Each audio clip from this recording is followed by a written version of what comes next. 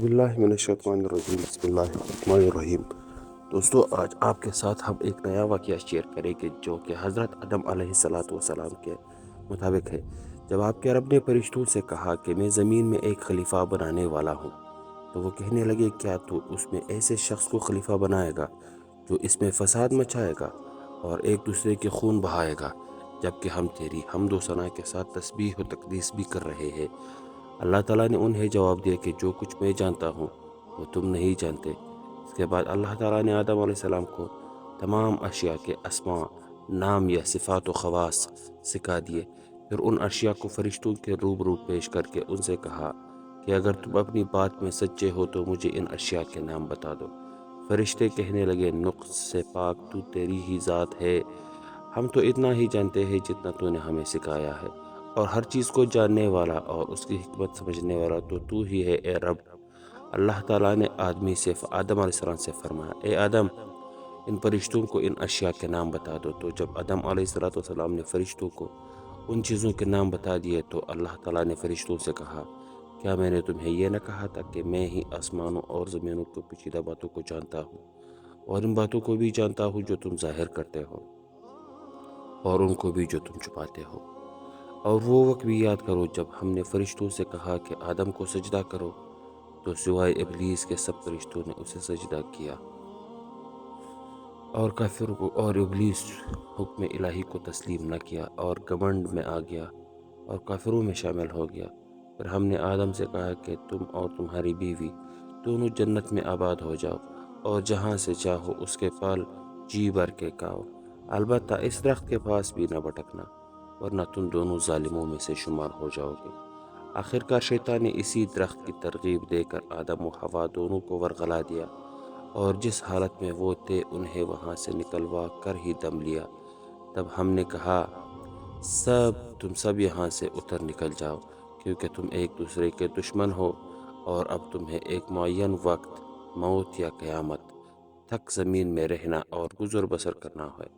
پھر آدم علیہ السلام نے اپنے رب سے چند کلمات سیکھ کر توبہ کی تو اللہ تعالیٰ نے ان کی توبہ قبول کر لی۔ بلا شبہ وہ بندوں کی توبہ قبول کرنے والا اور نہایت رحم کرنے والا ہے۔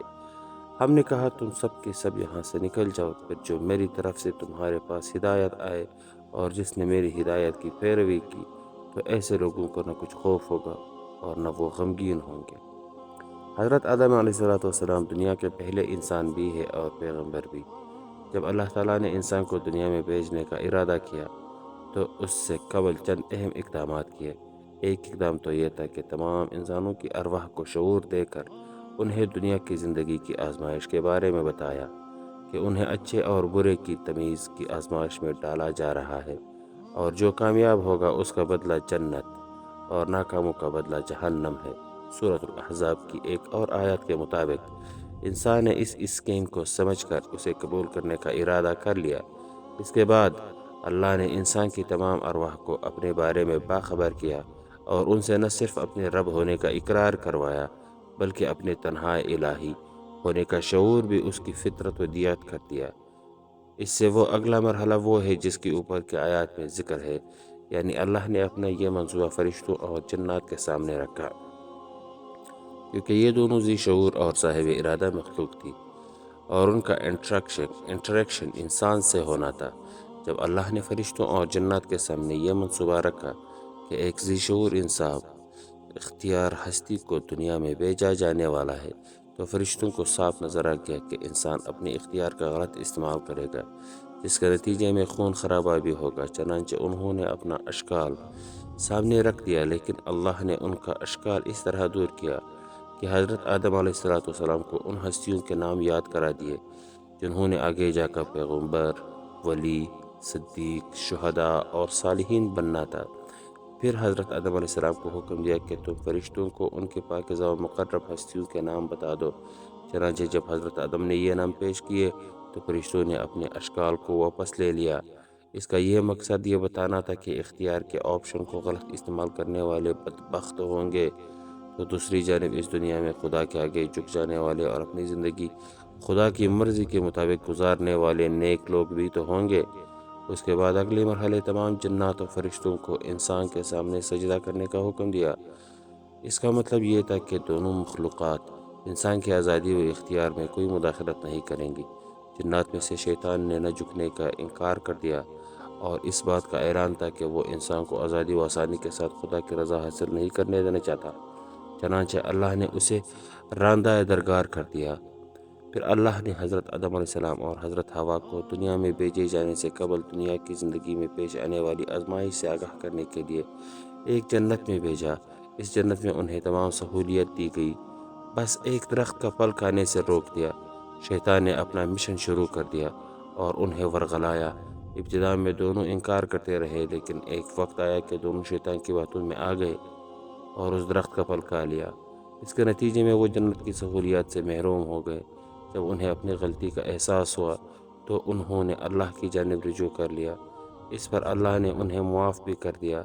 اب اس ابتدائی جنت کی تربیت مکمل ہو چکی تھی، اس لیے اللہ نے دونوں کو دنیا میں بھیج کر اس امتحان کی ابتدا کر دی جس میں ہم سب آزمائے جا رہے ہیں۔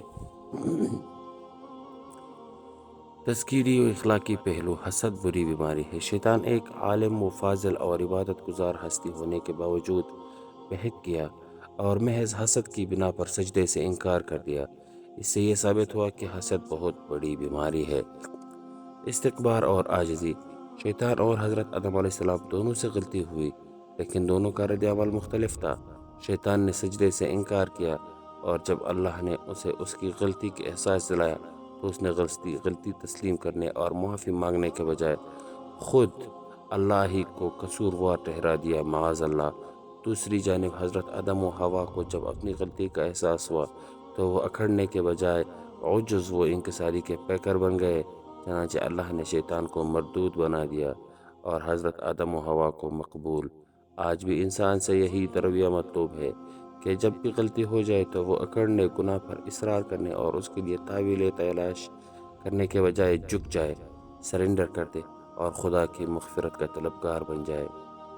اس واقعے میں تمثیل کے ذریعے یہ واضح کر دیا گیا ہے کہ انسان کی منزل جنت کا حصول ہے، جبکہ شیطان کی منزل انسان کو بھٹکانا اور اسے جنت سے دور کرنا ہے۔ لیکن شیطان کو صرف یہ اختیار دیا گیا ہے کہ وہ وسوسے ڈالے، وہ انسان کو ہاتھ پکڑ کر برائی کی راہ پر نہیں ڈال سکتا۔ انسان کا کام یہ ہے کہ وہ ان وسوسوں پر کان نہ دھرے اور اپنے رب کی پیغام پر دل و جان سے عمل کرے اور جو اس نے فطرت اور وحی کے ذریعے انسان کو دیا ہو۔ حضرت آدم و حوا نے وہ جو پھل کھایا تھا وہ کون سا پھل تھا، اس پر 3 نقطہ نظر موجود ہے۔ ایک گروہ تو یہ کہتا ہے کہ چونکہ قرآن و حدیث میں واضح طور پر اس پھل کے بارے میں نہیں بتایا گیا تو ہمیں بھی خاموش رہنا چاہیے۔ دوسرا گروہ یہ کہتا ہے کہ یہ پھل گندم کا تھا، جیسا کہ بائبل سے علم ہوتا ہے۔ ایک اور اقلیتی گروہ یہ کہتا ہے کہ یہ پھل جنسی آزادی کا تھا۔ یہی وجہ ہے کہ جب دونوں نے یہ پھل چکھا تو برہنگی کا احساس ہوا۔ دوستو، اگر آپ کو ہماری یہ ویڈیو پسند آئی ہو تو ہماری ویڈیو کو لائک، شیئر اور سبسکرائب ضرور کیجیے گا۔ ہمارے چینل کو لائک اور شیئر کر کے ہم کو حوصلہ افزائی کرنے کا موقع دیں۔